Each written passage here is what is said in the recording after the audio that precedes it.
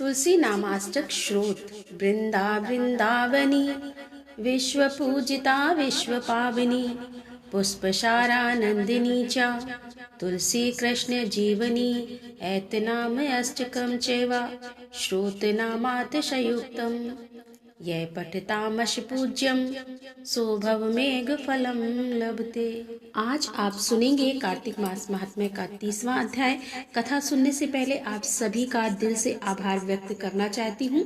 पूरे कार्तिक मास में आपने जिस प्रकार से नियम और निष्ठा के साथ भक्ति भाव के साथ कथा का श्रवण किया, उसके लिए दिल से सच में बहुत बहुत आभार। तो आइए सुनते हैं कार्तिक मास महात्म्य का 30वां अध्याय, जिसमें आज आप सुनेंगे कार्तिक मास के उद्यापन की विधि।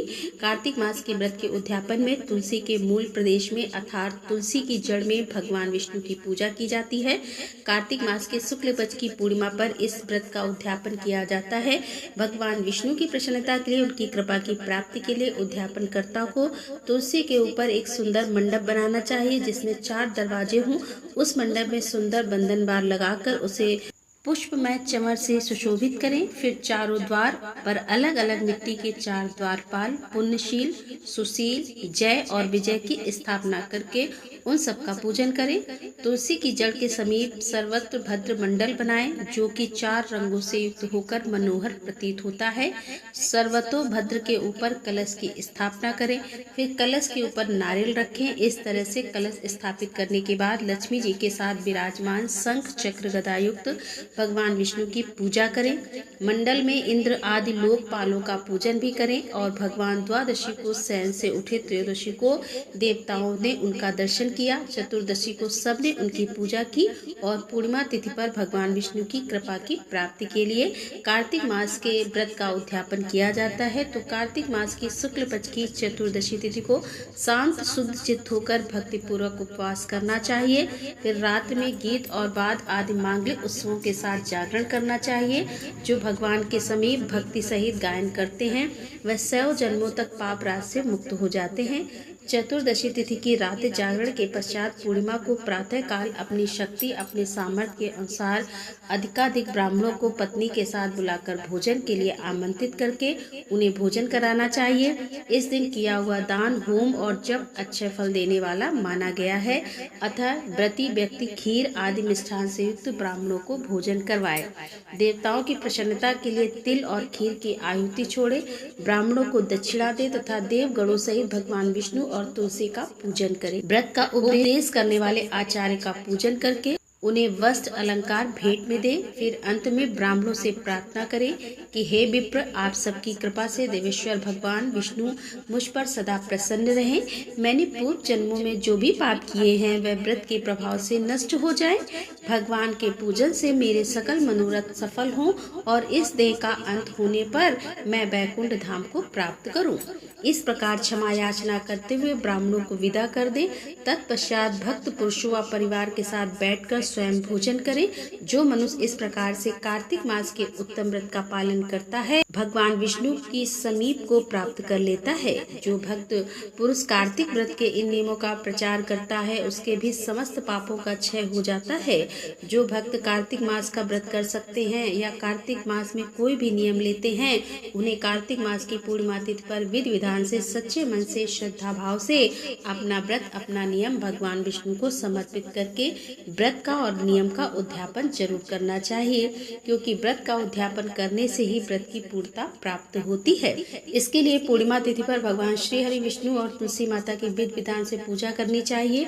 और जिन वस्तुओं का त्याग आपने पूरे कार्तिक मास में कर रखा है या फिर चातुर्मास में अगर आपने कोई वस्तु त्याग कर रखी है, तो उन सभी चीजों का दान हम करते हैं पूर्णिमा तिथि के दिन। और फिर ब्राह्मण और ब्राह्मणी को घर बुलाकर पूजन कराकर और उसके बाद दान दक्षिणा देकर हम अपने व्रत का उद्यापन करते हैं, व्रत का समापन करते हैं। और कार्तिक मास का उद्यापन आपको कब करना चाहिए, किस प्रकार से करना चाहिए, भोजन आप कब करेंगे, यह सारी जानकारी आपको आने वाली वीडियो में मिलेगी। और अब आप सुनेंगे कार्तिक मास की कहानी। और कार्तिक मास की कहानी में आज आप सुनने वाले हैं एक ग्वाले और भगवान की कथा। एक ग्वाला था जो रोज गायों को चराने के लिए गांव से बाहर जंगल में जाया करता था। जंगल में एक संत का आश्रम था। वहां पर संत रोज तप, ध्यान, मंत्र और जाप करते थे। ग्वाला रोज संत को देखता पर उसे समझ में नहीं आता कि संत यह सब क्यों करते हैं। ग्वाले की उम्र कम थी। संत के इन कर्मों को समझने के लिए वह आश्रम में पहुंचा और संत से पूछा कि बाबा, आप रोज यह सब क्या करते हैं। संत ने बताया कि बेटा, मैं भगवान को पाने के लिए भक्ति करता हूँ, रोज पूजा करता हूँ, पाठ करता हूँ, तप करता हूँ। ध्यान और मंत्र जाप करने से भगवान के दर्शन हो सकते हैं। संत की बात सुनकर ग्वाले ने सोचा कि मुझे भी भगवान के दर्शन करना चाहिए। यह सोचकर ग्वाला आश्रम से निकलकर एक सुनसान जगह पर पेड़ के नीचे एक पैर पर खड़ा होकर तप करने लगा। कुछ देर के बाद उसने सांसें लेना भी बंद कर दिया। ग्वाले ने सोचा कि जब तक भगवान के दर्शन नहीं होंगे मैं ऐसे ही रहूंगा। छोटे से भक्त की इतनी कठिन तपस्या से भगवान बहुत जल्दी प्रसन्न हो गए। वे ग्वाले के सामने प्रकट होकर बोले कि पुत्र, आंखें खोलो, मैं तुम्हारे सामने आ गया हूँ। ग्वाले ने आंखें खोले बिना ही पूछा कि आप कौन हैं भगवान। बोले कि मैं ईश्वर हूँ जिसके दर्शन के लिए तुम तप कर रहे हो। यह सुनकर ग्वाले ने आंखें खोली, लेकिन उसे तो पता ही नहीं था कि भगवान होते कैसे हैं, क्योंकि उसने कभी ईश्वर को देखा तो था नहीं। वह सोचने लगा कि क्या यही वह भगवान है। सच जानने के लिए उसने भगवान को एक पेड़ के साथ रस्सी से बांध दिया। भगवान भी भक्त के हाथों बंध गए। ग्वाला तुरंत दौड़कर उस संत के आश्रम में पहुंच गया और पूरी बात बता दी। संत यह सब सुनकर हैरान हो गए। वे भी तुरंत ही ग्वाले के साथ उस जगह पर पहुंच गए। संत उस पेड़ के पास पहुंचे तो वहां कोई दिखाई नहीं दिया। भगवान शिव ग्वाले को दिखाई दे रहे थे। संत ने बताया कि उसे तो वहां कोई दिखाई नहीं दे रहा है। तब ग्वाले ने भगवान से इसकी वजह पूछी। भगवान ने कहा कि मैं उन्हीं इंसानों को दर्शन देता हूँ जो निस्वार्थ भाव से मेरी भक्ति करते हैं। जिन लोगों के मन में कपट, स्वार्थ और लालच होता है उन्हें मैं दिखाई नहीं देता। इस कहानी में सार यह छुपा है कि जो लोग भगवान की निजी स्वार्थ व सेवा करते हैं, पूजा करते हैं, भक्ति करते हैं, उन्हें भगवान की कृपा नहीं मिलती। आइए अब सुनते हैं भीष्म पंचक व्रत की कथा।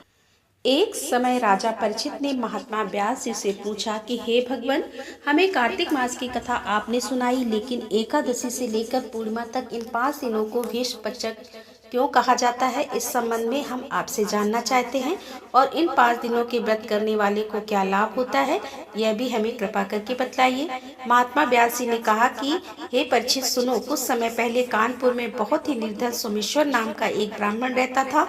उसका शरीर बहुत ही कमजोर था, परंतु वह भगवान विष्णु का भक्त था। कार्तिक मास में वह रोज गंगा स्नान करता और भगवान विष्णु का पूजन करता। पर एक दिन वह शरीर से पीड़ित होते हुए भी गंगा स्नान करने गया, परंतु उससे घाटों की सीढ़ियां उतरी नहीं जाती थी। लेकिन किसी तरह उतरकर वह गंगा जी तक पहुंच ही गया और गंगा स्नान करके वहीं पर बैठकर संध्या उपासना करने लगा।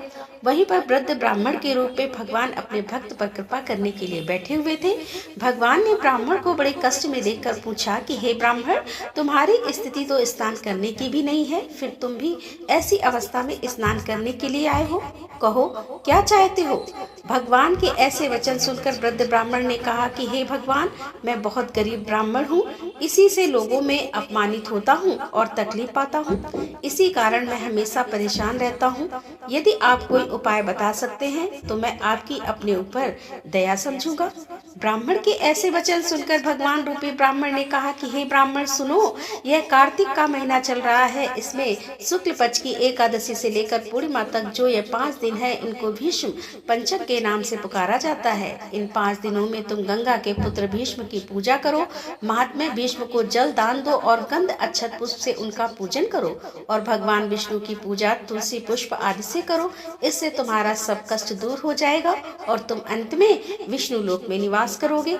हे ब्राह्मण, महाभारत की लड़ाई में जब महात्मा भीष्म सैया पर लेटे हुए थे, उस वक्त अपने प्रिय अर्जुन को उन्होंने सब प्रकार का राजधर्म, व्यवहार धर्म, ज्ञान धर्म कहा था। उस समय अर्जुन के सखा कृष्ण वहीं पर थे। जब भीष्म से कृष्ण ने कहा कि हे पितामह, जो मनुष्य कार्तिक मास के शुक्ल पक्ष की एकादशी से लेकर पूर्णिमा तक तुम्हारे नाम से जल देगा और आपकी पूजा करेगा, वह पूजा मैं स्वीकार करूंगा और उसके सब कष्ट दूर करूंगा। अतः हे ब्राह्मण, तू इस भीष्म पंचक व्रत से महात्मा भीष्म का पूजन कर। इसके करने से तेरे सब कष्ट दूर हो जाएंगे। इसके बाद उस ब्राह्मण ने भीष्म पंचक का व्रत किया और सब सुखों को प्राप्त करता हुआ अंत में विष्णु लोक में गया। इसीलिए कार्तिक मास में महात्मा भीष्म का व्रत भी अवश्य करना चाहिए। इससे सर्व आनंद प्राप्त होता है और अंत में विष्णु लोक की प्राप्ति होती है। प्रेम से बोलिए महात्मा भीष्म की जय।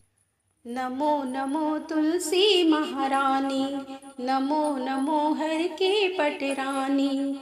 धन तुलसी पूरण तब कीनो, धन तुलसी पूरण तब कीनो। सालिग्राम की बनी पटरानी, नमो नमो तुलसा महारानी, नमो नमो हर की पटरानी। जाके पत्र मंजरी कोमल, जाके पत्र मंजरी कोमल। श्रीपति कमल चरण लपटानी, नमो नमो तुलसा महारानी, नमो नमो हर की पटरानी। धूप दीप नैवेद्य आरती, धूप दीप नैवेद्य आरती। पुष्पन की बरसा बरसानी, नमो नमो तुलसा महारानी, नमो नमो हर की पटरानी। छप्पन भोग 36 व्यंजन, छप्पन भोग 36 व्यंजन। बिन तुलसी हरि एक न मानी, नमो नमो तुलसा महारानी, नमो नमो हरि की पटरानी। सभी सखी मैया तेरे यश गावे, सभी सखी मैया तेरे यश गावे। भक्ति दान दीजे महारानी, नमो नमो तुलसी महारानी, नमो नमो हर की पटरानी। नमो नमो तुलसी महारानी, नमो नमो हर की पटरानी। बोल तुलसी मैया की जय। तो दोस्तों, ये थी आज की वीडियो। यदि वीडियो पसंद आई हो तो वीडियो को लाइक करें और ज़्यादा से ज़्यादा अपने फैमिली फ्रेंड्स के साथ में इस वीडियो को शेयर करें।